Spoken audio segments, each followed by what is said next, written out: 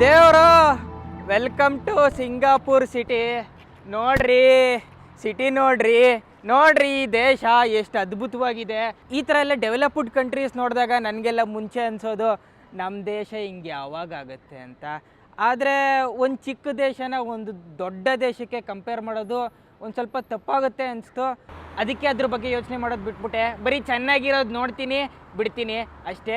ಇಂಚಿಂಚಲ್ಲೂ development ನೋಡ್ಬೋದು ನಾವು ಈ ದೇಶದಲ್ಲಿ. ಇಂಚಿಂಚಲ್ಲೂ ಸಿಸ್ಟಮ್ಯಾಟಿಕ್ ಡೆವಲಪ್ಮೆಂಟ್ ಗುರು.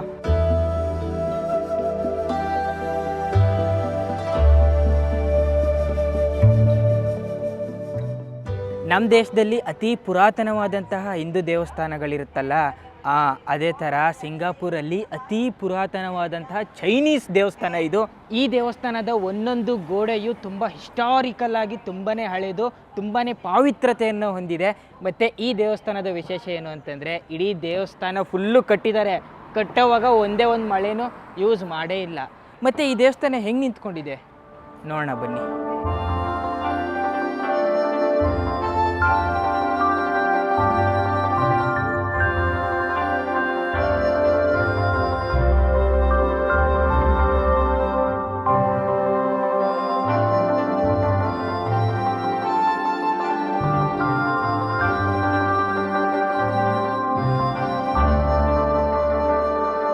ನೋಡಿ, ದೇವಸ್ಥಾನದ ಚಾವಡಿಗಳಿಗೆ ಮಳೆ ಹೊಡೆದಿಲ್ಲ. ಮಳೆ ಬದಲು ಒಂದೊಂದು ಮರನೂ ಇಂಟರ್ಲಾಕ್ ಮಾಡಿಬಿಟ್ಟಿದ್ದಾರೆ. ಇಂಟರ್ಲಾಕ್ ಸಿಸ್ಟಮಲ್ಲಿ ಕಟ್ಟಿದ್ದಾರೆ ದೇವಸ್ಥಾನನ. ತುಂಬ ಹಳೆಯ ದೇವಸ್ಥಾನ ಇದು.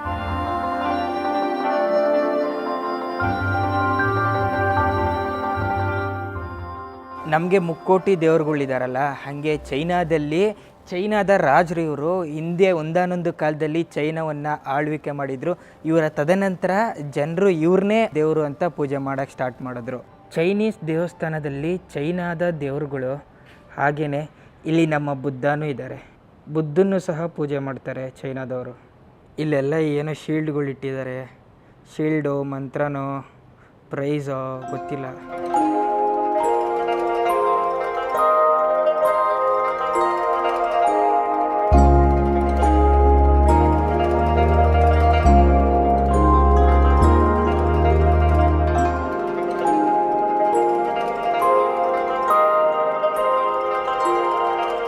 ಬೇರೆ ಬೇರೆ ಧರ್ಮ, ಬೇರೆ ಬೇರೆ ಜನ, ಬೇರೆ ಬೇರೆ ಪೂಜೆ ಮಾಡೋವಂಥ ವಿಧಾನ.